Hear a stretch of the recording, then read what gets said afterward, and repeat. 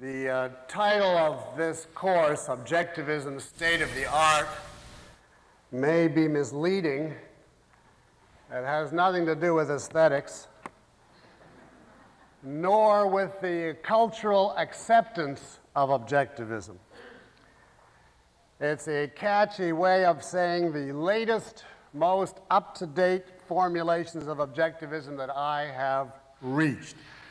Or as I put it in the description, what I personally learned about objectivism while writing my current book.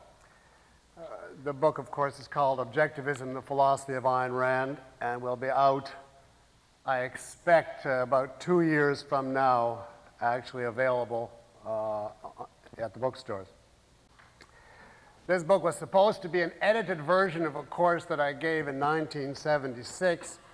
I always said that you learn much more writing than you do from oral delivery, and I have proved that in spades by the experience of editing this 1976 course. I've been editing it in quotes for 3 years now, and I'm only 2/3 of the way through, but many points have become more clear to me in the last few years than were earlier, and this after 30 years of one-on-one study with Ayn Rand. Not all of these points, by the way, are in the book itself. I'm trying to confine myself in this book only to points that I know 100% certainty Ayn Rand would agree with, since I'm presenting this as her philosophy. Further elaborations and developments that I never had a chance to think of or talk to with her while she was alive are being postponed to a subsequent book. But for this course, I'm not making that distinction.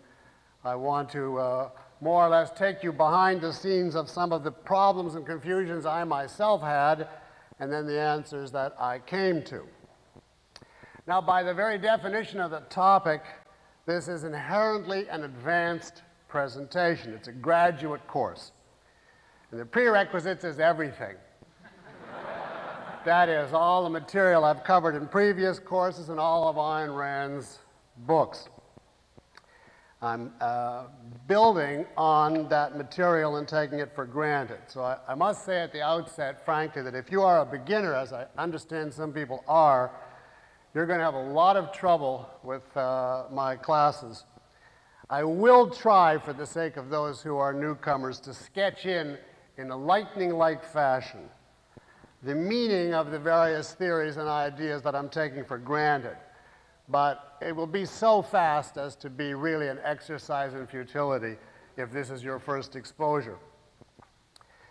By the nature of the kinds of topics we're going to be discussing, there is a certain motivational problem in giving this course.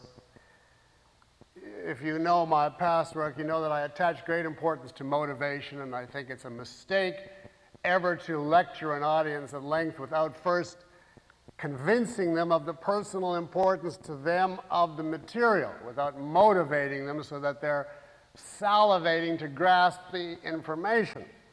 But the problem with this kind of advanced course is, why would anyone who is not a professional philosopher want to know this sort of detail, the kind of things I didn't learn in my first 30 years, in effect? Now, Ayn Rand used to distinguish philosophy for Reardon from philosophy for Wagner. Now, philosophy for Reardon was philosophy as required for a rational, intelligent, but non-professional intellectual, whereas Ragnar Daneskjöld was, of course, a professional philosopher. Presumably, most of you fall in the Reardon rather than the Ragnar side of this distinction, by the nature of your profession. So what can I say to motivate you? The best I can say is that I do actually believe that if you persist in pursuing the kinds of topics we're going to be discussing, it will help even non-philosophers. Help in making the ideas you accept clearer to you, and above all, help you in your ability to prove those conclusions. Therefore, it will make your ideas even more solid and convincing to you. You know what proof is according to objectivism. It's reduction to the perceptual level, and that's something we're going to be discussing in more detail later.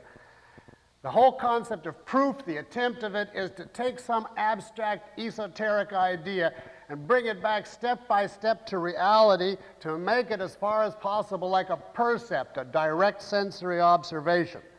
All concepts, as presumably you know, are ways of integrating or holding in a single mental unit percepts, observations, and the most highfalutin or abstract theory is simply a way of condensing observations. So that what you do when you prove something is take it back step by step until you finally can point and say, this is the source in reality.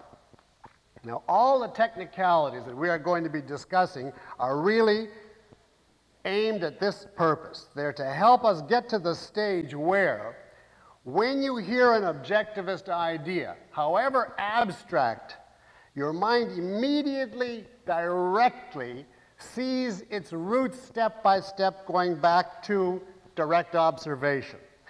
You should be able, if we're successful and if you pursue this on your own, to have a sort of a perceptual feeling in connection with any abstract idea. That is, the sense that it has the status and reality in your mind of a direct observation. Of course, it isn't an observation.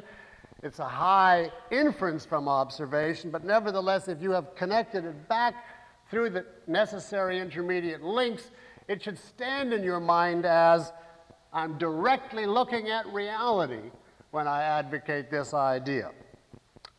It's obvious. It should have that feeling to you, as opposed to being a floating abstraction. Now, many people have this with mathematical ideas, or at least with elementary mathematical ideas. If they consider 2 and 2 equals 4, that seems obvious to them, and if someone at a party said 2 and 2 is 5, they may have many emotional reactions, but they wouldn't feel threatened by that. They'd think this guy is peculiar, or what could be the explanation. But when you take abstract philosophic ideas, such as capitalism is the moral ideal, or every man should have an unbreached integrity, or selfishness is a virtue, if they hear that challenged at a party, they feel threatened. There's many reasons for that, but one reason is it doesn't stand in their mind as being as blatantly, obviously true as 2 and 2 equals 4. The kind of exercises we're going to be engaged in should work toward that end, to help bring it back to the direct obvious. That, of course, you'll still have the problem of the people who don't know anything about reality, but it won't be that much of a threat to you yourself. Now, to gain this kind of knowledge of philosophy takes time and detail. You have to be familiar with the process a step at a time. There's a lot of nitty-gritty, a lot of difficult questions that are not on the face of it obvious. It's not as though with every point I make you're going to say, and now I finally get philosophy. There's a cumulative, gradual process. Hopefully, as we go along, things will become clearer and clearer. And I will try to supplement this general motivation by more particular motivations as we proceed. But that is it for my general attempt to motivate you. I've divided the 6 periods of this course into 3 overall topics, and then miscellaneous at the end if there's time. The first and most important, which I'm going to start this morning, is the structure of objectivism. The logical structure of objectivism, concentrating on the basic branches of philosophy, metaphysics, and epistemology, and perhaps just touching on ethics. By the way, I'm not going to be referring to politics or aesthetics at all in this course, because they take care of themselves if you know the foundations. By the structure of objectivism, I mean the order, the logical hierarchy. What depends on what? And in the process of discussing this, we will lay out the central principles of objectivism in logical order. And the most important thing is for you to see the reasons for the order. In other words, we are not here concerned with a purely pedagogical presentation, convenience of presentation. That would be unimportant. That would be of use only to people who want to write a textbook or teach it to beginners. We are concerned with the order of logical dependence. What logically comes first? What is the precondition to the next? What does that lead to? And so on. And this particular kind of structure is essential to proof, because proof, I said, is reducing something back to reality. You must grasp the logical structure connecting one idea to the next, if you are to be able to prove it. Once you know the structure, you know the method of proof of every key idea, because you know the steps that connect it back to reality. You know the chain. You say, if you start with this idea, well, that came from this one, from this one, from this one, from this one. Oh, there's reality. And the more each link of the chain is clear to you, the more you can slide from any given one right back down, and pretty soon the relation to reality is so automatized that you have that feeling this is direct observation. On the other hand, if you get the structure wrong, if you have one idea dependent on one that in fact it doesn't depend on, you invert the order, you make something primary when it's derivative or vice versa, then you have broken the tie to reality. You can't then go one step at a time. Your chain is cut, and then you have various forms of confusion, chaos, the thing being unconvincing. So I do believe that logical hierarchy is essential to proper learning. There are a lot of contentious issues within this subject, and philosophers of goodwill who agree with objectivism and who study this debate fiercely and at length within certain parameters, whether this point precedes or succeeds a given one. I'm going to give you some indication of some of those problems, but I'm going to come out flatly for my own views on this. And when we discuss the general issue of structure, to illustrate this as still part of the first unit, I'm going to take the objectivist metaphysics and actually work it out one step at a time, from the very first of the first axioms to the very last of the last consequences, to show you as a model how you would take it and where everything fits and why you couldn't change the order. And then at the end, when you start at any point, why you go all the way back down that chain to the beginning. I found this very illuminating when I started to present the part on objectivist metaphysics, that I didn't really know what order certain things went in, or even try to figure out what order they went in. And then finally, that was clarified for me in a process of long, complex thinking about it, and I hope you will find that of interest. That's our whole first unit. Structure with then the example of metaphysics. And then the second unit is a crucial topic in epistemology, objectivity. You know, in the sense in which we contrast the objective with the intrinsic and the subjective, and the implications that I have seen in it that are new to me. And that involves tying objectivity to logic in a way that I think is new, and makes clearer Ayn Rand's originality in regard to logic. In what sense she did something revolutionary in regard to logic that I never fully appreciated while she was alive. And that's going to occupy us in the second unit. And then the third unit, and the last of our formal presentation, is going to be on ethics, with a stress on the role of moral principles in human life. This, to me, in my writing, was the biggest news. Of course, I knew that moral principles were desirable, but there was a lot of things that I learned became tremendously clear when they were tied into the issue of moral principles. Now, just to pique your curiosity, I have a lengthy discussion of each of the 7 virtues in my book that objectivism recognizes, you know, rationality, independence, integrity, honesty, justice, productiveness, pride. And I expected I would sail through those relative to metaphysics and epistemology, which are so much more difficult. And one of those virtues proved to be harder than any other part of the book. And it was really amazed me, the complexities and confusions and the integrations that were required to grasp it. I would never have predicted in advance, and it's now, in my opinion, one of the very best parts of the book. You have to forgive me for boasting, but could you guess offhand which of the 7 virtues was unexpectedly, to me at least, proved to be the hardest? No, not pride. Pride was easy. No, not honesty. Honesty was the second hardest. Justice was the third hardest. No, it was integrity. It was integrity. And when I finished that, I finally understood entirely why Ayn Rand made integrity the theme of the fountainhead out of all the possible virtues, why she picked that as, well, of course, integrity with independence as the theme, because I saw the centrality of that to ethics in a way that I hadn't seen before. This is to motivate you in case you fall asleep this week, that's next week.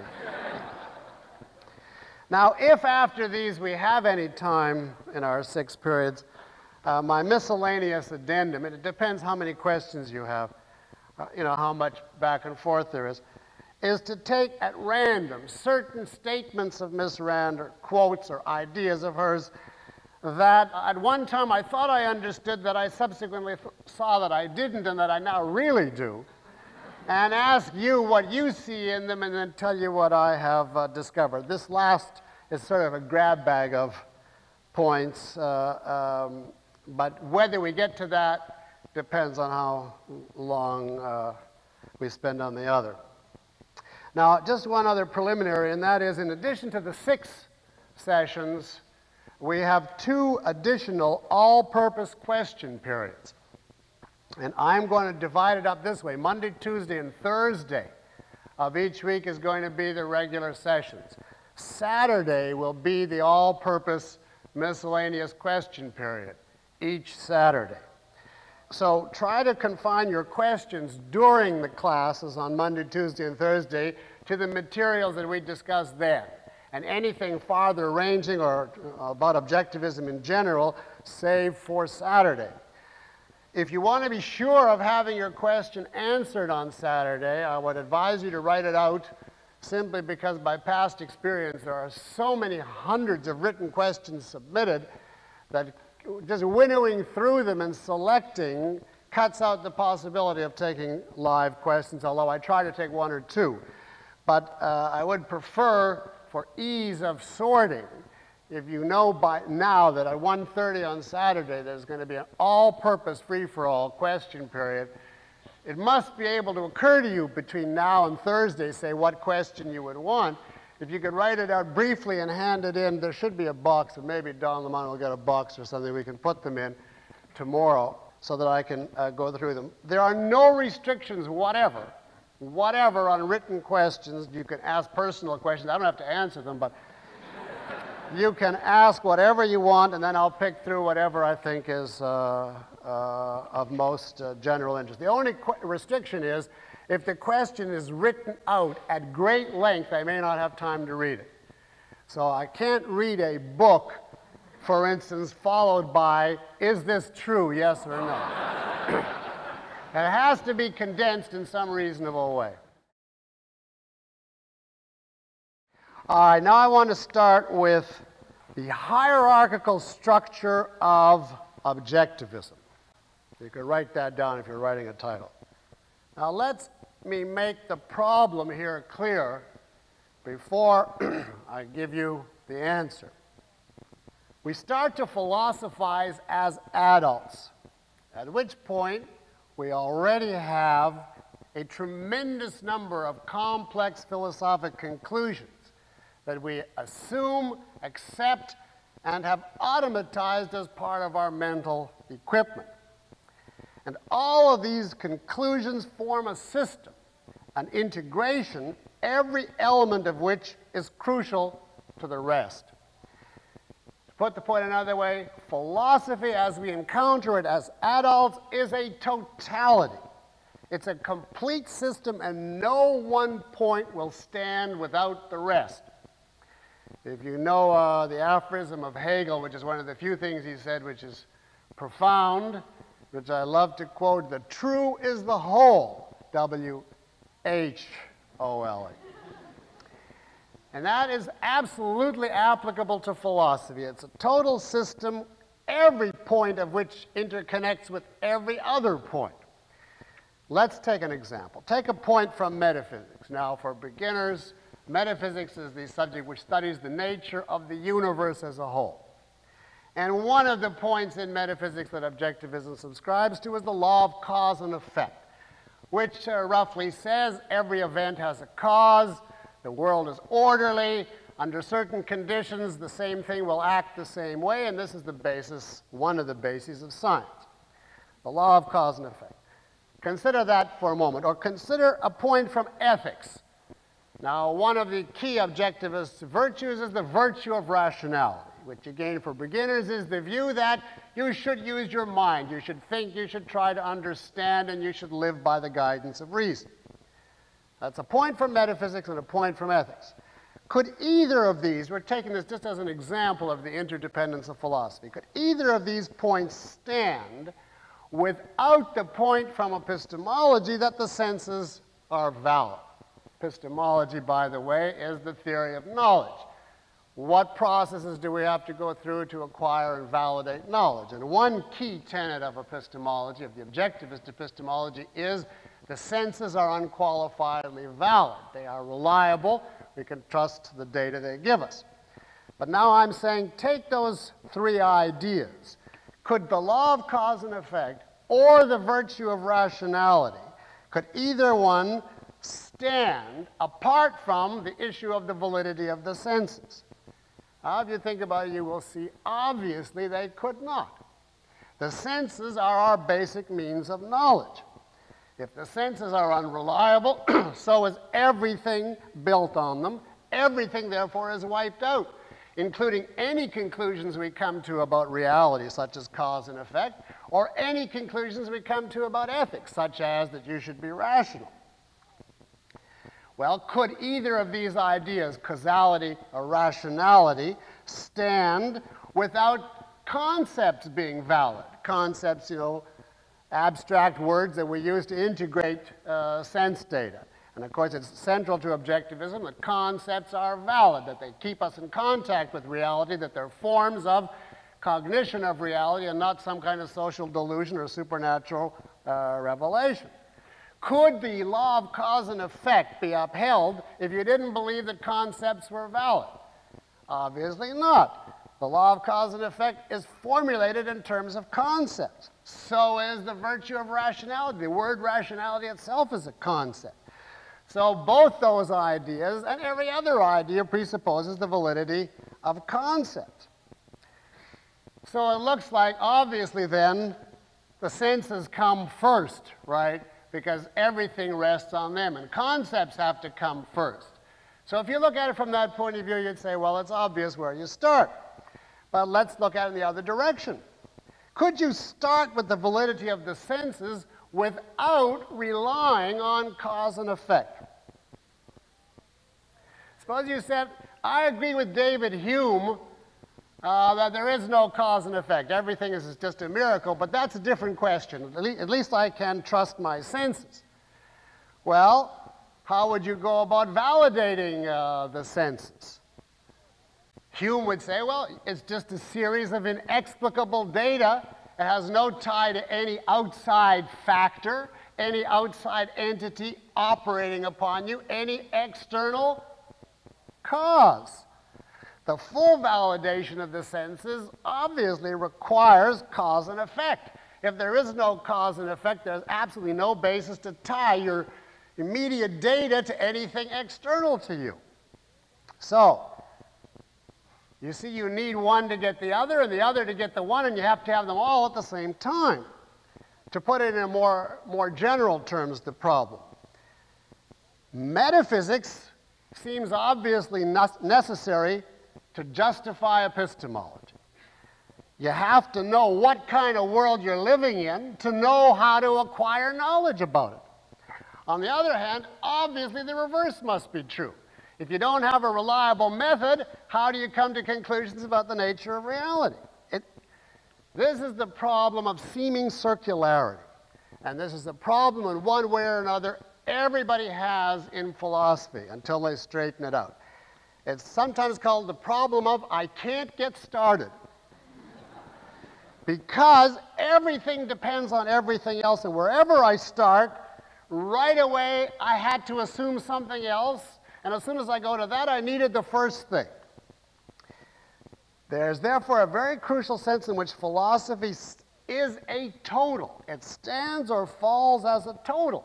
And you simply cannot, in that sense, find a beginning or an end because the whole thing is a completely integrated total.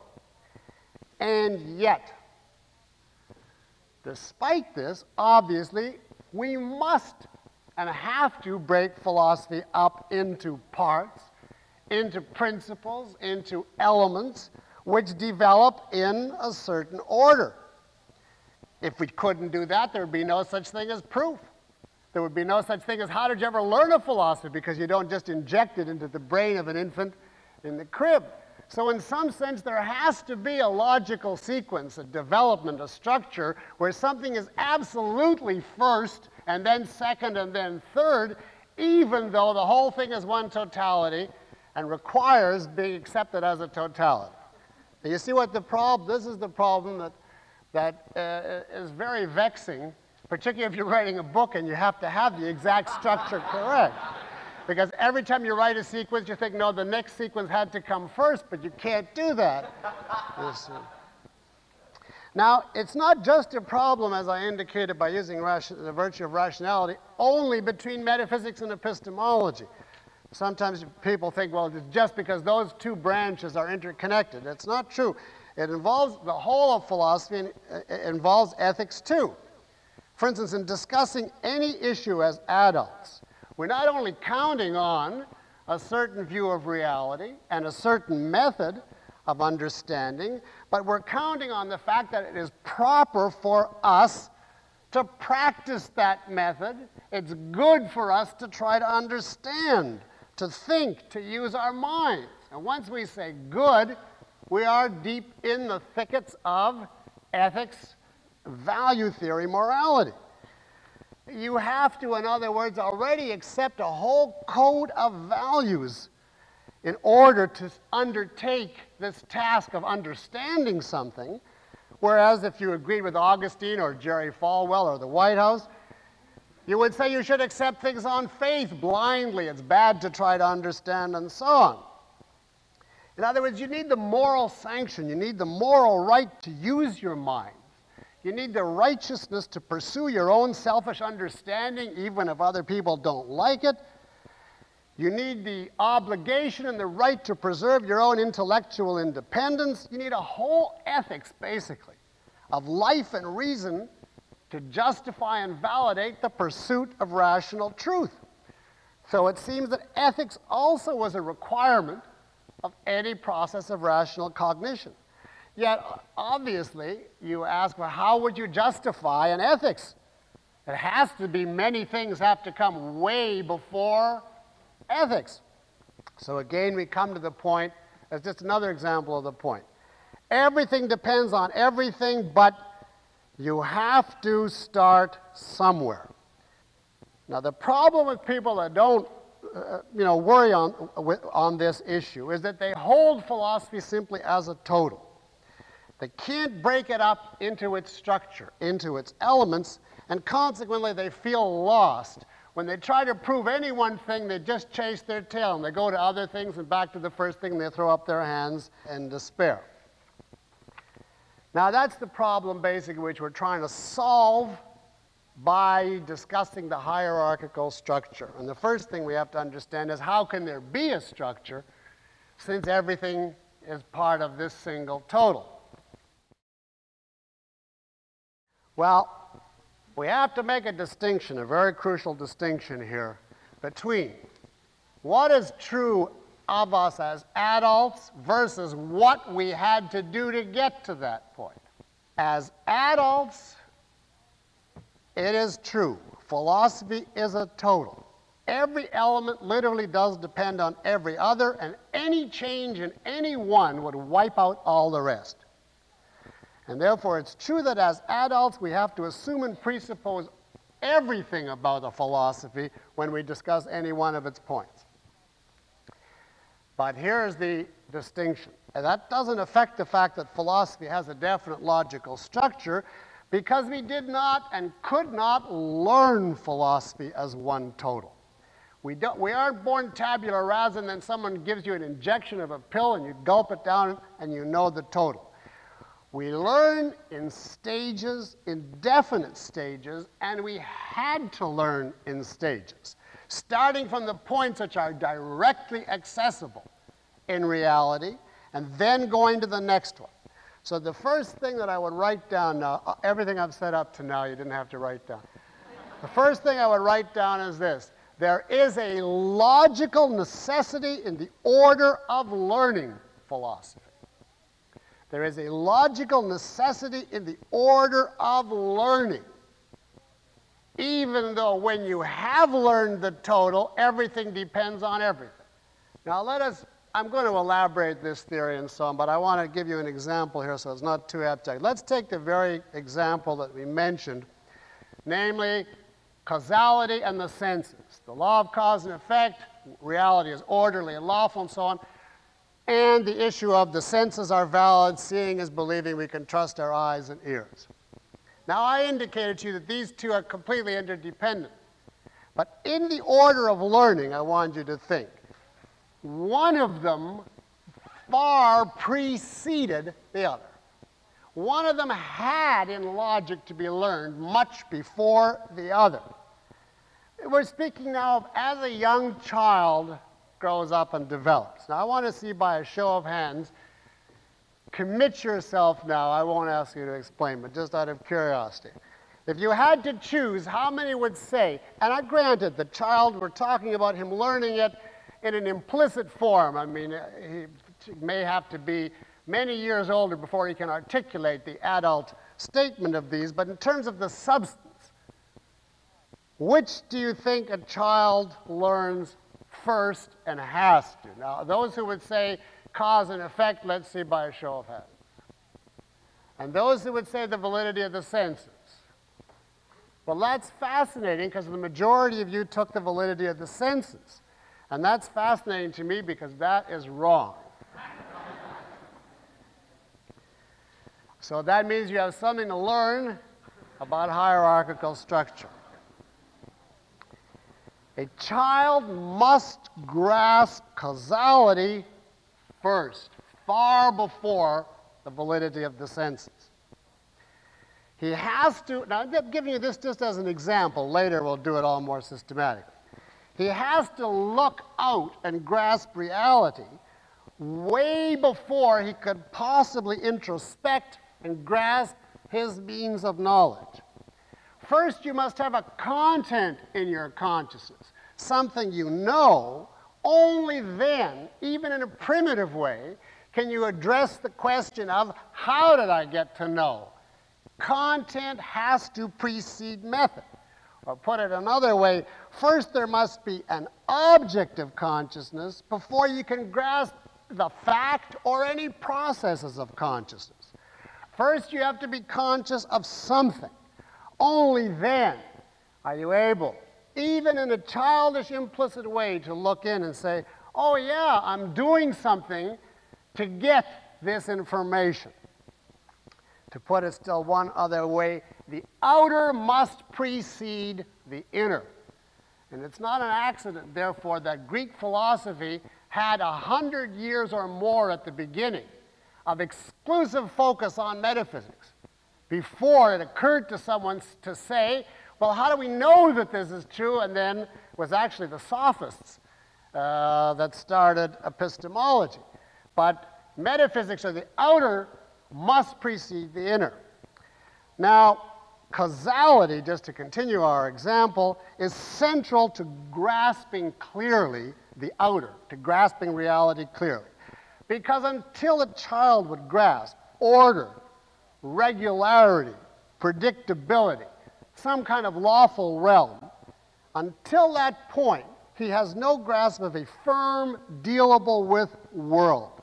He merely has a chaos of fleeting impressions. And in that primitive a state of consciousness, it's impossible to introspect. It's impossible to abstract and say, I'm going to set aside this world and focus just on my means of knowing. You don't have a world yet.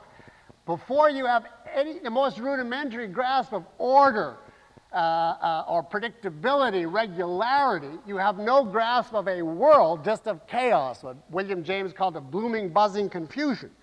And in that state, you cannot say, I'm going to set aside the object of my awareness and focus on how I do it. It's just, I mean, you're even beneath a freshman at that point. Now, the confirmation of this is, if you look empirically at child development, children grasp causality very, very close to the beginning. I'd hesitate to give you an exact date, but they grasp it in the very earliest months. They grasp causal efficacy in primitive terms, but enough so that implicitly they get the idea. For instance, one of the earliest things they do is drop objects and see that the thing falls and makes a noise, and that delights them. And of course, for quite a while, they're like David Hume. They keep dropping it. No, because they don't know that it's going to happen the next time. And they get a thrill each time out of the fact that they did it, that there's a piece of order, that there's a cause and effect. And of course, they do this time after time, sequence after sequence. Reaching out the hand they grasp gets them something. And then they grasp at everything. Or crying, you know, will get attention, and so on and so on. They have countless instances in the very earliest period. But it's much later. It's hard for me, again, to give an exact time because it varies from child to child, but at least a year, I would say, from my experience with one child, before they're sophisticated enough to grasp just this much. When I close my eyes, I don't see anymore. That comes as a big revelation to a young child, that there is such a thing as eyes, and when you put your hands over them, you can't see it. When you take your hand away, you see again. Now, this is a sophisticated development. This is a child coming to grasp that something he does brings him in contact with what's out there. And of course, it absolutely requires that first you have a very stable sense that there is something out there. Then this is a new causal instance that he discovers. It's a new example of cause and effect. And that is the beginning of him as an epistemologist. When he first plays peekaboo and he sees, oh, look, there's something and now it's gone, that is his start. And of course, if you know anything about children, you know that that comes much later than this elementary grasp of causal efficacy. So the point is, the child had to use his senses from the beginning. But logically, in terms of the order of his learning, in terms of the order of his grasping the issues, he had to grasp causality first before he could even begin to approach the fact that he has senses, that they bring him in contact with reality, etc. Now there's an example of two issues that are completely interdependent as adults, and yet there was a definite sequence, and there had to be that sequence in the learning of those issues. Now let me bring in what we call the spiral theory of learning, which is a key objectivist point and is essential for you to grasp this material. How many of you do not know the spiral theory? Okay, well, may I just ask, of those same people, how many of you are totally lost at this point anyway? Well, that's hopeful. The spiral theory was Ayn Rand's point that knowledge, new knowledge, is not acquired in a straight sequential series. New piece, then another one, then another one, then another one, forever. Her view of knowledge, if I dare walk with all these wires on me, was like this.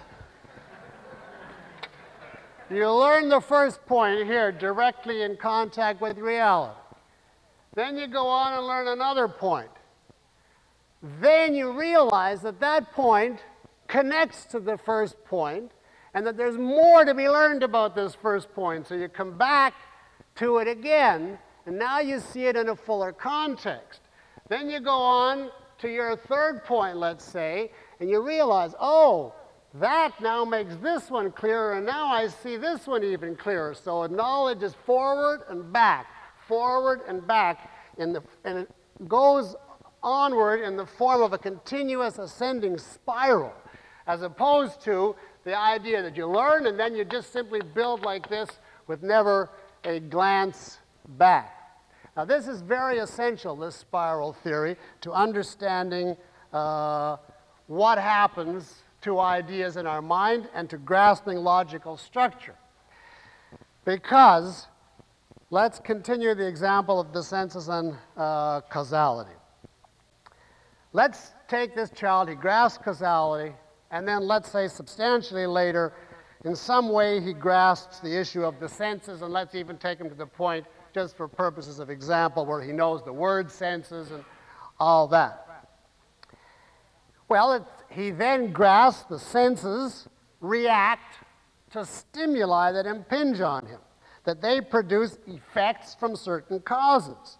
So he understands the senses through causality. Causality was earlier to him, and now using that, he's able to grasp how the senses operate. This, in turn, gives him a much more extensive grasp of causality, because he now sees many more instances of it. And at the same time, causality enables him to validate the senses, because if someone now says, why do you trust your eyes? He says, well, look, that thing out there acted on me, assuming we give him a little help. In other words, now he's got the basis for answering David Hume in a way that I indicated to you earlier. And if then someone says to him, well, I don't believe in causality, he says, oh, yes, look and see. You can see that things are orderly. In other words, he's using his senses to validate causality, as earlier he used causality to explain the senses to him. Now, this is a continuous back and forth, and I'm giving you just two elements here. And the pattern is this. He learned causality first. Then, much later, he learned the senses. Then he went back to causality to see the wider role that it plays, because he didn't know that many instances of it. And then he uses the senses that he's discovered to validate causality, and causality to explain the senses. So at this point, after he's made all of these spirals around and around, it stands in his mind as one interconnected total. He got to a new element, he went back to see the effects on the earlier. He now sees the earlier wouldn't stand without the later, or the later without the earlier. He makes a new integration, and if you attack either one, he sees it now as one total. And if you said to him now as an adult, well, which comes first?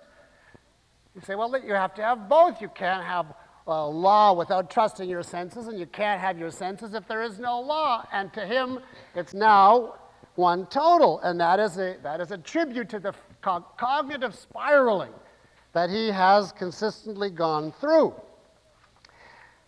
The point is, there is a structure, and there is an order, a logically necessary order, and the only way to prove is to grasp that order, but we blur that order deliberately as we are developing, because we spiral, and we have to spiral and go back and forth and interconnect.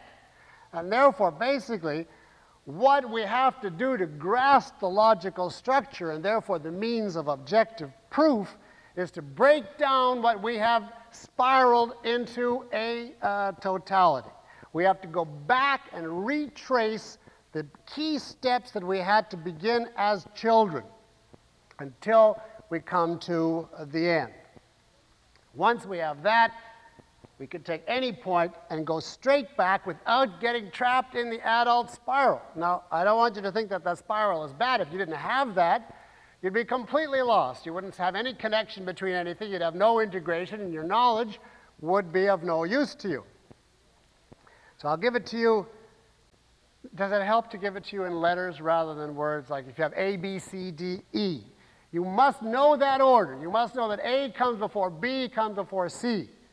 But then you make so many interconnections that you finally can see it only as A, B, C, D, E, or A, D, C, B, or B, D, C, A. Any combination will strike you as good as any other because they all are completely interconnected.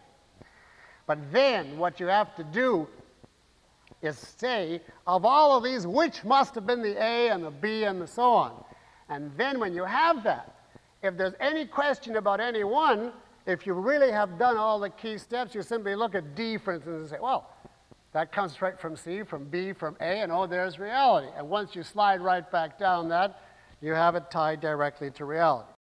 Now, in case you think that this sounds excessively complicated, let me just say as an aside that this is true of any field in which there is integration, which means that of any field. It's not unique to philosophy. Take mathematics, for instance. Euclidean geometry is a completely interconnected system. If you took any Euclidean theorem anywhere throughout the whole length and breadth of it and say, I'm not going to accept this, but I'll accept all the rest, of course, the whole thing would collapse entirely. So, if you didn't have Euclid or someone who had discovered a logical structure, but you had just empirically various theorems, you would have no sense of, well, how to prove anything. It would all just be this one and this one and this one, all interdepend, and where do we go from here? And of course, it took a genius such as Euclid to say, this is what you start. This is the direct tie to reality, and then organize it thereafter. Well, that's what we need to do in philosophy. All right, now I want to work out the basic structure of objectivism. You understand now what I mean by structure. The genetic, logical structure of learning it. Always remembering that no one point will finally stand until we have the total. But I'm not going to keep repeating that. I'll repeat it maybe another 30 times, but not an infinite number of times. The issue before us is, what must we learn in order to get to the next point? That's the chain we want to discover. Now, I want to start by giving you a bad structure. Not really a terrible one, but a sort of middle-of-the-road, inadequate structure for laying out the objectivist ideas.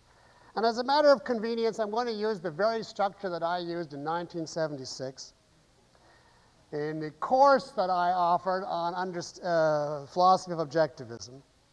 At the time, of course, I thought this structure was fine. But I have discovered in the normal process of putting things in writing that there are grave structural flaws. The content is okay if you're still taking the course, but the order leaves a lot to be desired strictly in terms of hierarchical structure. So I want to just remind you of what the structure was, and then you can see by contrast the way I've structured the material now. That to me is certainly, without doubt, the most important thing I learned in writing this book is what order the material goes. And that, as I repeat, is not simply pedagogical or expositional. That is a logical point. This, in essence, was my original structure. I'm taking just the first 6 lectures because I'll confine myself here to just metaphysics and epistemology right now. Lecture 1 was man, and the nature of man, man's essential nature. I started with that for many reasons. Partly it was a come-on, because I wanted it to be popular, and I knew that people are more interested in man than in reality and knowledge, which are more abstract. So but I explained that much in the lecture, that this was, whether we were starting in the middle, so that was not entirely a mistake. But I had other reasons for wanting to start with man in addition. And that was, I felt it very, very important to get in certain key things, such as the relation of theory and practice, or generally the relation of mind and body, which I covered under the nature of man, because I felt as long as people think, well, it's all theory, but it doesn't work in practice, they won't be motivated. So I felt it's very important to get theory and practice in the opening. I also felt it's very important to cover the issue of emotions at the opening, because after all, one of the most distinctive things about objectivism is emotions are not tools of cognition, etc. And if I'm taking a new audience, I've got to hit them with the idea, of reason versus emotion. And so I had a whole thing about reason as man's means of knowledge and not emotions. And I had several other things, but those were some of the considerations as to why I wanted to start with man. Now then I went to my second lecture, which was basically metaphysics or reality. I'll leave that for now. It was my second year. My third I can best describe as miscellaneous epistemology. That was the only title you could give it, because it covered the senses, reason versus mysticism, objectivity, logic, and half of free will. Half because I ran out of time. I couldn't, get it all in. That happened. Now, I think you see why I felt, well, I have to get this stuff in at the outset. For instance, I have to get in reason versus mysticism under epistemology, because if we don't establish that we're following reason, how can we go any further? Or I have to at least say something about objectivity, because I'm requiring the audience to be objective. Or I have to say something about logic because I'm using logic. Or I'm relying on their power of choice, so I have to start free will at least, even if I haven't got time to finish it. In other words, I had that very strong feeling in this lecture. I can't get started. Whatever I say, I have to say something else, so I'll hit the high spots. I'll stick in about 4 or 5 absolutely urgent topics and continuously say, of course I'll come back to this later, you see. That's the best I could do at that stage of the game. Now then I went to one on concept formation. That happily was very well organized, because I took that straight out of Introduction to Objectivist Epistemology. Then I went back to the best way to describe it would be applications of concept formation. And I covered things like knowledge is contextual, knowledge is hierarchical, and so on.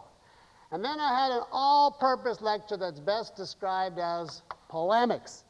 And that was mopping up whatever I hadn't got to in metaphysics and epistemology by that time. There was a big discussion of what's wrong with skepticism, and what's wrong with agnosticism, why we can be certain, and so on. And that was then the foundation that we went on. Now, of course, all these points are correct, but I want to indicate to you, by contrast, how are we doing for time? Oh, we have a couple minutes. How the first 6 chapters of my book, which is a, quote, edited version of this course, relate to this presentation. Because to me it is extremely clarifying. What do you think is number 1? It happens to be one of the words up there, but it's not, which? Reality, absolutely. Absolutely. That is chapter 1. Maybe I'll just put them on the board as they presently stand, and then I'll explain them. But do you have any idea what comes next? You couldn't, because, well, epistemology is too big. Everything else is epistemology.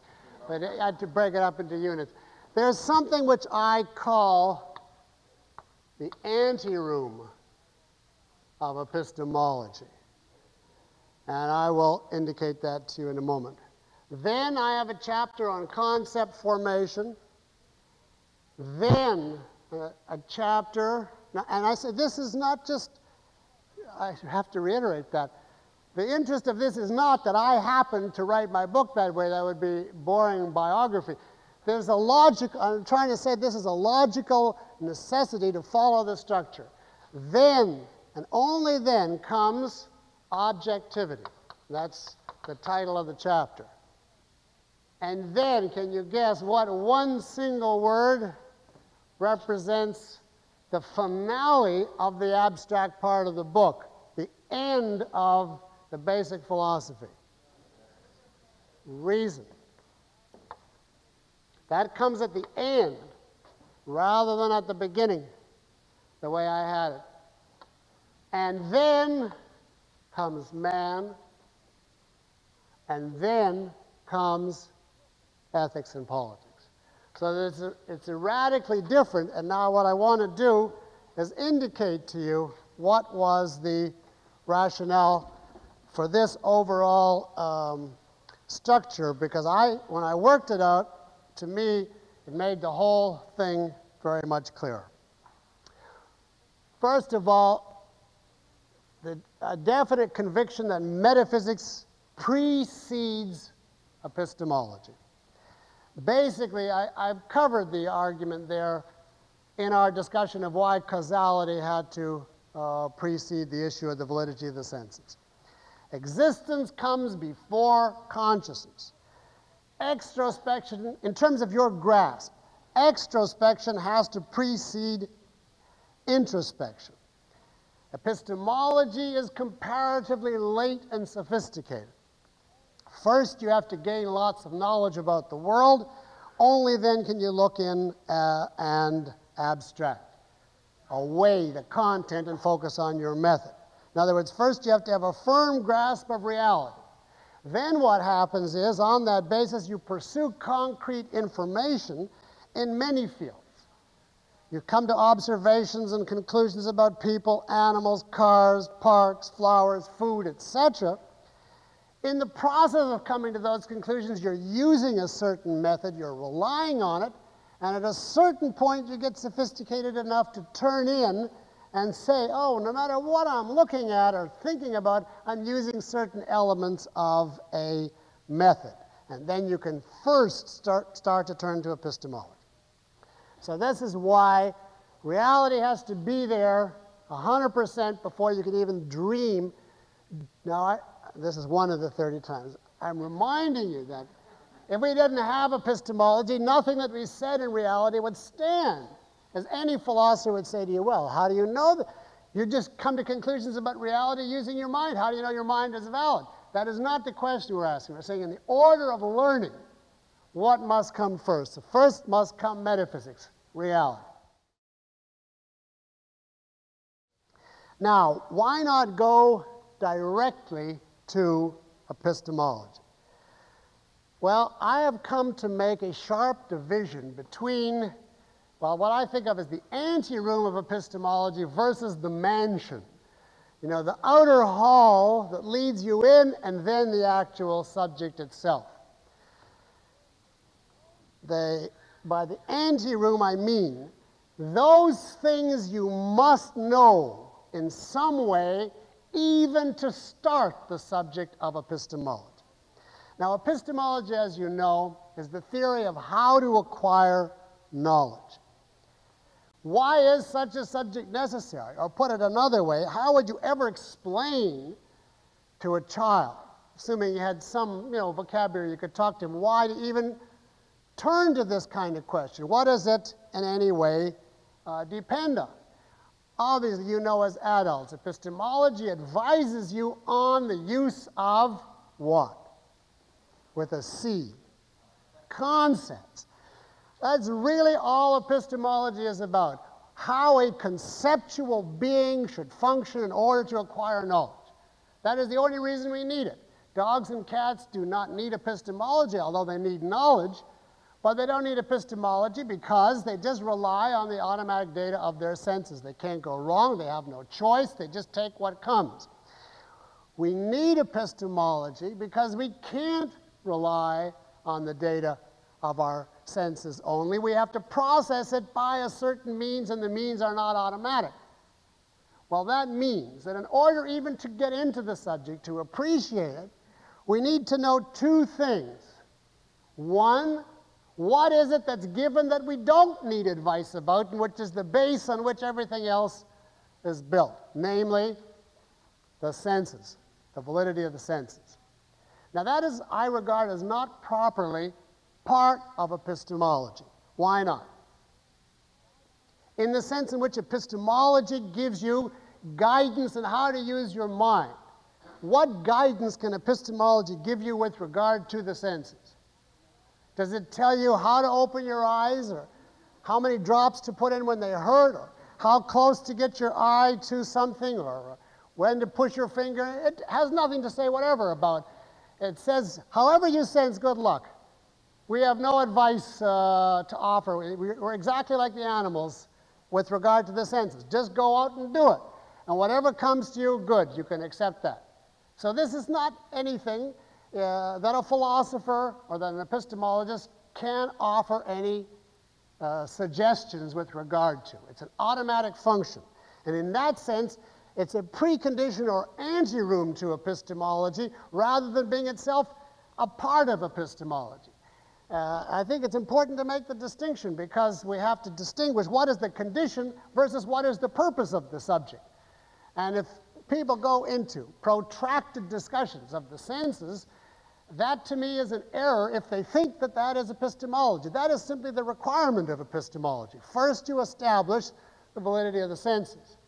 But then you forget about that because that's given to you automatically.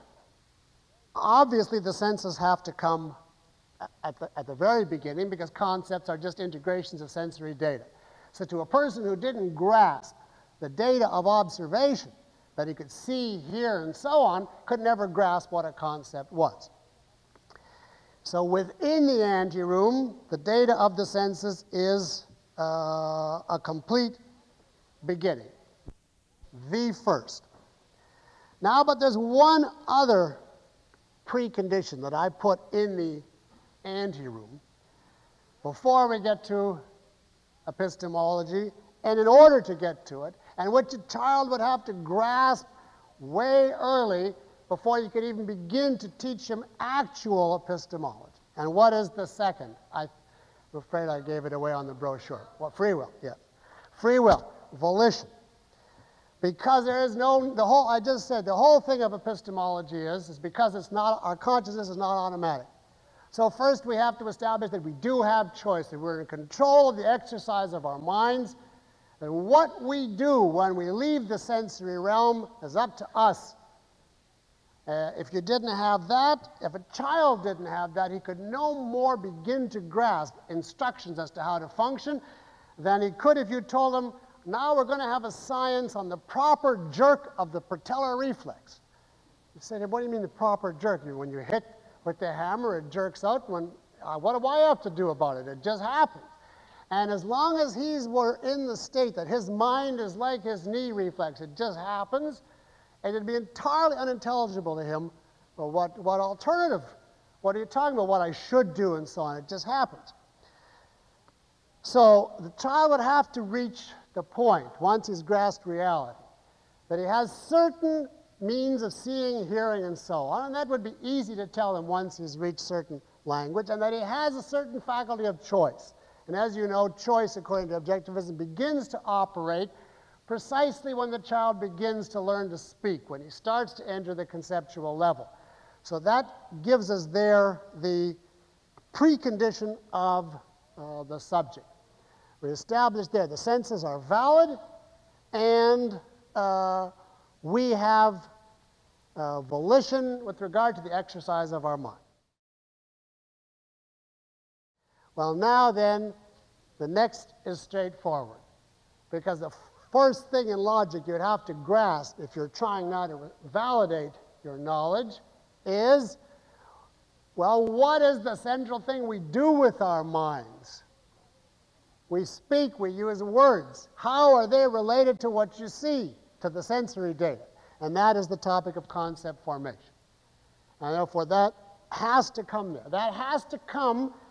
Now, concept formation is largely something about which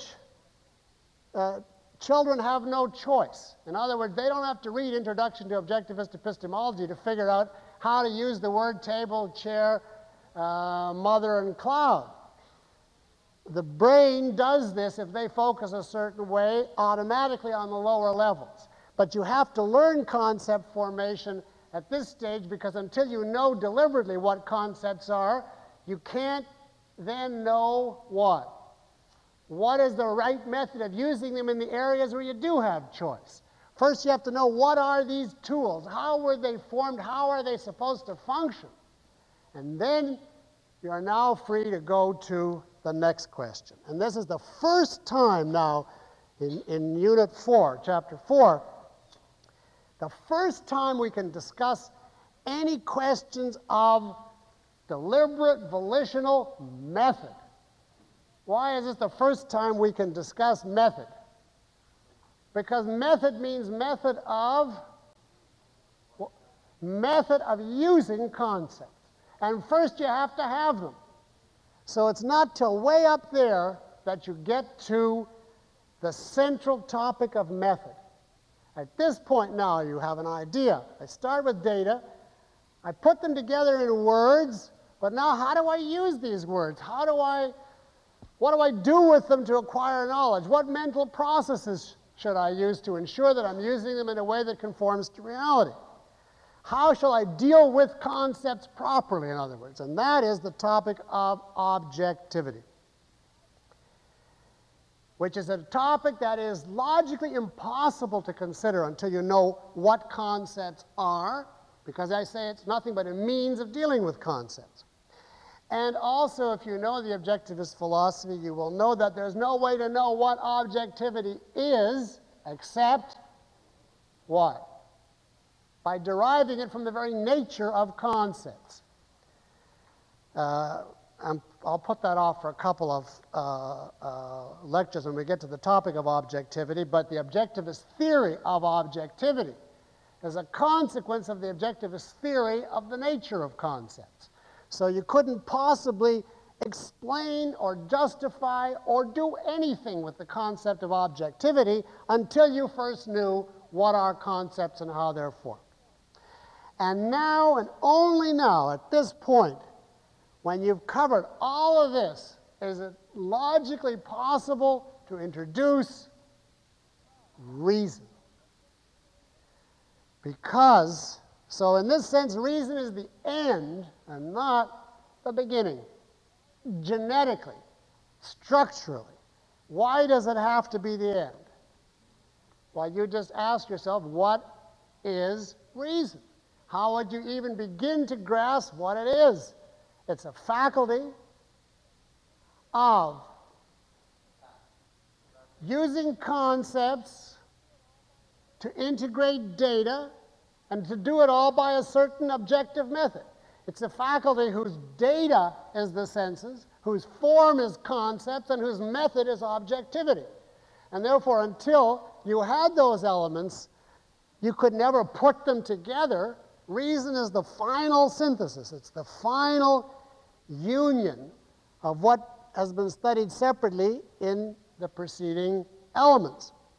And it's only at this point, therefore, properly speaking, it's only at this point that we can now say, are emotions means of cognition or not? Only at this point. Why not sooner? I mean, if you're talking structurally now. Say it again. Means of cognition would not be intelligible. Well, but all right, let's use it in simpler terms. Why do I have to save the discussion that you must follow reason in order to gain knowledge, and your feelings aren't infallible ties to reality? Now you know what reason is. Only at that point can you say, now, in addition to this faculty, we have other aspects of consciousness. There's aspects which don't go through the senses and concepts and objectivity, but which are automatic integrations as a result of conclusions that our mind has come to. And that has to be ruthlessly separated, if we're talking about knowledge, from the parts that contribute to reason, the senses, concepts, and the method of objectivity. That, the emotional, is just an automatic byproduct. And if you develop it at that point, it becomes obvious. We've gone through all the steps of what is cognition, what are the methods, what does it consist of, and now we're surveying, this is what's left in consciousness, this is how it relates to reason, and this is why it is not itself a means of knowledge. So it's at that point that you cash in on all your final epistemological conclusions. It's at that point only that you can say, now we know that we can achieve certainty. Why could we only talk about certainty at this point? You can only talk about the fruits of reason when you know what reason is. You can only talk all the polemics, what's wrong with agnosticism and what's wrong with skepticism. All of that comes at the end after we've laid out in a purely positive step-by-step fashion how you get to reason, what that concept is. And now, against all of that background, only at that point, we turn to man. And now it's just a matter of reading off, as applied to man, all of the things that we've already established in fundamental terms. In my first structure, I said man survives by reason up here. And I felt the need to give some kind of examples and try to make it plausible because it was just out of the blue. You know, I just walk in and said, good evening, man survives by reason, and this kind of thing. But now, if you go through it this way, by the time you get to man survives by reason, it has the opposite effect. It has the effect of being, that's self-evident. Why does he even bother, to make a big fuss about that? We now know, surveyed the total reality in human consciousness. What else could it possibly be? So that, logically speaking, you have to wait to draw your conclusions about man until you've gone through. And the same is true for all the others. You shouldn't go by emotions. Well, now we know what emotions are. Man is a self-responsible being. Well, obviously, consciousness has volition. Everything you need to establish about man is just read right off. I mean, the dumbest student, once he got up to here, can write this chapter. It just follows, you see. Whereas, if you try to start with this, it's excruciating. You don't know where to begin. You don't know what to say. You don't know how to prove anything. You just go round and round and chase your tail. That is the structure of the first half of my book, and that's some of the reasoning that went into it. Now, within each chapter, there is the same logical hierarchy. That is, every topic is covered in a certain order, governed by the same idea that you must follow the hierarchical structure. So this is just like the overall, I hope I'm not sounding like Hegel of structures within structures, but this is just the overall, and then within each, the points are developed also in a hierarchical way. And next time, I want to take this chapter, Reality, and just go over with you the step-by-step of how I break up the metaphysics from the very first axiom all the way down to the final consequence. And then I figure there's 6 or 8 or 9 units to it.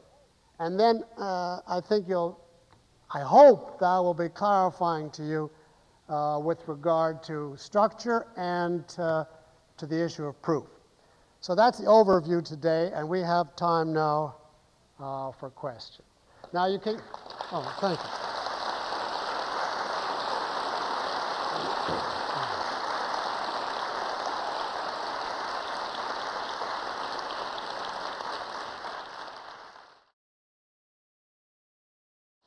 When did it first come to your attention that was not the proper hierarchical order? When you were writing your book? Yeah, oh, absolutely. When did it first come to my attention that I did not have the right order? When I started to do the book, I realized, well, for instance, obviously I could not divide free will between lecture 3 and lecture 6. There was no logic whatever to having half of it and then saying I'll do the rest another time, because now I don't have the excuse that I have to have finished, in 90 minutes or whatever. So I started to do some reorganization, and then it began to occur to me that there has to be a systematic answer to this problem, that you have to say everything before everything else. But it's really only when I wrote the part on knowledge as hierarchical, which was since reprinted in the Objectivist Forum, I realized that I wasn't entirely following it, that I still had hangovers of the time when I got everything in one mass from Ayn Rand and hadn't myself gone through the hierarchy. So I reviewed and realized that there were errors and basically reconceived it all. So it's definitely within it's very recent, let's put it that way. Yes? Isn't the order of presentation, though, the best order of presentation dependent on the context? For example, the order in which John Galt explains objectivism is not precisely the order in which you've laid out here. Yes and no. The order of presentation, you say, does that depend on context? Obviously and definitely.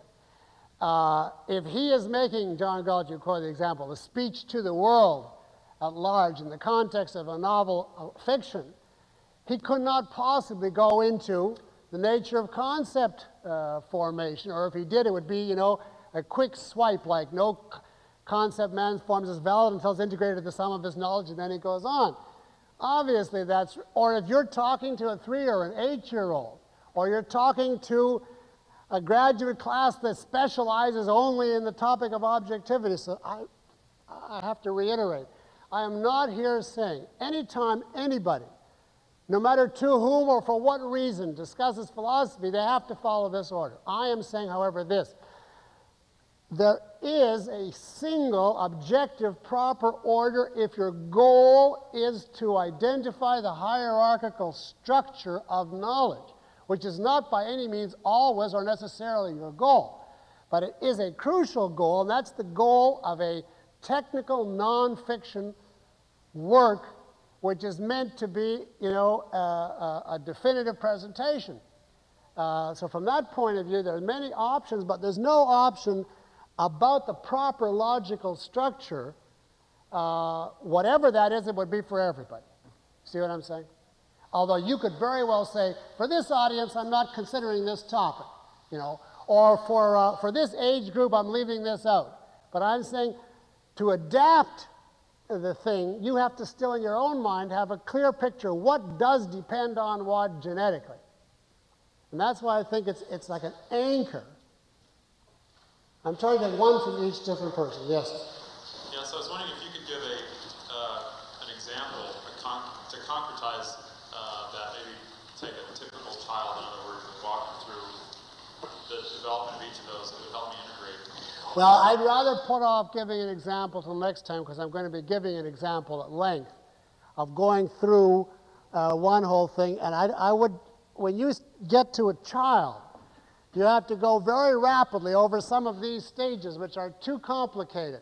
A child, for instance, has to grasp in some terms what a word is, but he would never grasp measurement omission until way later. But he doesn't have to, because that is the automatic part of the process, you see. So don't assume that if you have a child, you know, first month you give them reality, etc. It doesn't. You have to in some terms, but the terms that a child has to go through are not exactly the terms that we presented as an adult structure. What this really is the full adult statement following the child's order, if that helps you. I'm trying to get different people. Ray, yes. And for a technical philosophical dissertation, would you have the anteroom as the metaphysics of man? No, why would that be? If you had a sixth category of philosophy, or how would you? No, this is a part of epistemology. Well, he wants to know. In fact, as a matter of fact, in the actual book, I'm debating whether to just call it sense perception and volition, and not call it anteroom at all, to avoid that confusion. But what unites them is that they are the conditions of epistemology. So they belong to epistemology. They belong properly to epistemology, these topics, but only as that which you have to know to enter the subject. You see. And then the rest of the subject of epistemology and of ethics is how to use your volition to do justice to your sense perceptions. That's what it comes down to. But they're what you start with. And that's why both of those are axioms, sense perception and volition. They're both the beginnings, you know, in the Aristotelian sense, of the first starts without which you can't go on. Phil, one question per shot. Yes. The point that you mentioned in the beginning about from these series of lectures being able to get to the point where we can hear an very abstract idea and then get a quick perceptual feeling of it. Can you elaborate a little bit on why that's important if one could, versus somebody who could laboriously derive it? Is it just for polemical purposes? No, I don't think laboriously. Why should you be able to go right back to reality rather than, quote, laboriously derive a conclusion? Well, I think that's obvious. Laboriously derive means you don't really see it. That's another way of putting it. Laboriously derive means, well, now, let me think of this idea. Seems to me it's connected to this one. Well, I guess I can make a bridge from this to this. Now, if I go from here to there, and from there to here, and there, oh, that reminds me of so-and-so. And after a couple of months of that, you finally say, oh, and now I'm back to reality. You could not retain that process, and therefore you have no sense of conviction. All you have, what many people have in regard to philosophy, is not conviction but memory. In other words, they remember that once they understood it, but they can't retain the understanding. Or they remember that once they saw it, but they can't hold on to that. And therefore, it's not actually part of their mental process. Speed of access to reality is central to understanding. As long as you have to do it laboriously, I'm not saying, you know, you should hold it against yourself. You have to start wherever you start. Took me, God alone knows how long. And I'm still learning. But the idea is to get to the stage, if you can, the way Ayn Rand's mind worked, she'd take any idea, and she was back to reality through the steps. And if she had to, quote, be laborious, then that became a fascinating question to her. What is causing the labor? What's the complexity? What, you know, is the link in the chain that's not completely clear? So you want to be able to, you definitely, ideas are means of perceiving reality. In the literal sense, they're means of connecting you to reality. If you have to make fancy constructs and review them and think and torturously hold, and you're afraid to move your head because it's going to fall out of your ear, you are not yet in touch with reality on the thing. It has to be right back down, and to me, and the reason I subjected you to this technicality is just having reached that structure is enormously helpful because I can locate now. If a question comes, I know what is its basic presuppositions, you know, what framework does it come under? Get someone at the back. I can't see. Yes, wherever. Is it oversimplification to say as a review that one learns this system linearly but validates through the spiral structure? No, that is not an oversimplification at all. That sounds very nice to me. You have to learn in a linear way. I don't want to be McLuhan. You can't do everything at once. You have to learn one point, and that makes possible the next point, which makes possible the next. That's the whole idea of structure. But you are right, the validation is the total. You validate each point as you go within the context of what you know at that stage. Then you go to the next point, and that gives you a fuller perspective on the first. And then you go to the next, and that gives you a fuller on those, which in turn make this one even clearer. And then so you could say you validate in the spiral fashion, but the important thing to remember is that the validation is the total. This is the utter hopelessness of the modern method of linguistic analysis, which is that to make philosophy easier, you take any one point and concentrate on just proving that. Their argument is, well, there's so much to philosophy that's so difficult. Instead of trying a whole system, Let's just take one point, like cause and effect or whatever, and prove that. It'll be a more modest undertaking, therefore we'll have more hope of success.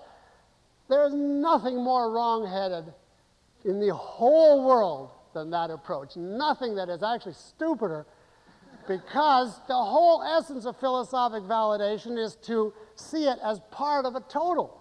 And by yanking it out of its context, they lead themselves necessarily to skepticism. They can't validate anything, and they say nothing can be known.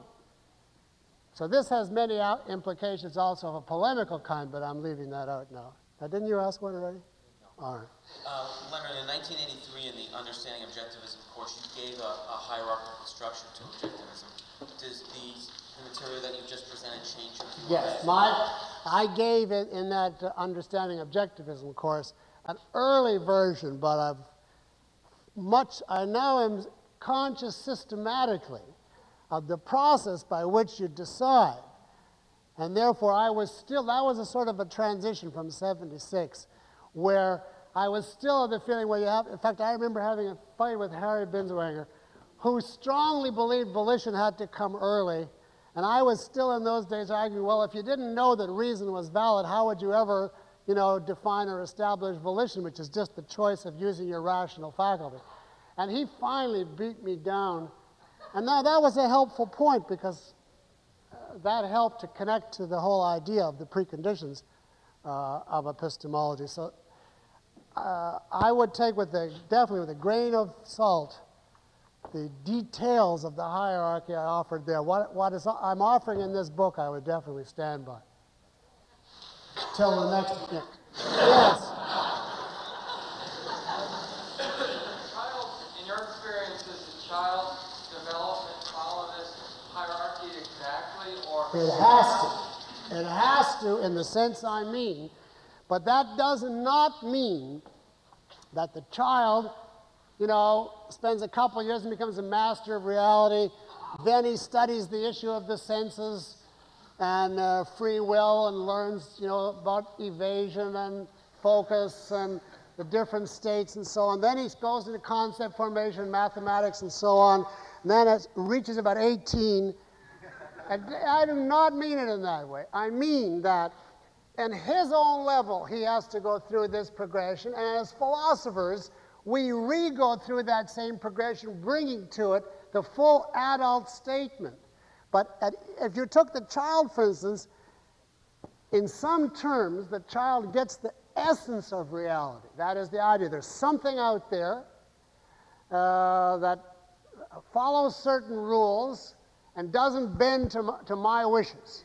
But in what terms he gets that leaves open how philosophic, how explicit he is, and there's a tremendous amount you can write about that as an adult that will be new information to him, even though in some sense he got what reality is. If you get that on this point, the same is throughout. A child has to grasp what he sees and hears. And he can't go any further till he grasps the data of his senses, and he has to learn that he's relying on what he sees and hears before you can even start to tell him, for instance, what a word is. You try to even give him on the most elementary level, it's not just a sound, it's a sound that stands for thing, like that you look at, or this that you hear, etc. The only way you could even begin to make words, which are concepts, clear to a child is through the medium of relating them back to observation, which he therefore has to have access to. And how you couldn't begin to teach a child, be logical, be objective, etc., which is tremendously difficult, until he's at the point where he's fluent with language, and then he starts putting it together in certain ways. So all of these, and he can't come to any real conclusions about human consciousness until he grasps some of these elementary processes. So I would say there is a definite sense in which a child has to go through that structure, but I don't want to mislead you into thinking that, therefore, at each point he knows all of it. He knows it in the same way that Mr. Rand explained he has to know the law of identity in order to go on from there. And he gets it right at the beginning of the law of identity, but after all, how many philosophers don't know it or have denied it, or whole cultures don't know it? So from that point of view, a child's form of knowledge is very difficult to define. Very difficult, because he has more than you think and less than you think. And it depends how you look at it. I believe our time is up, so we will continue this on Tuesday. Thank you.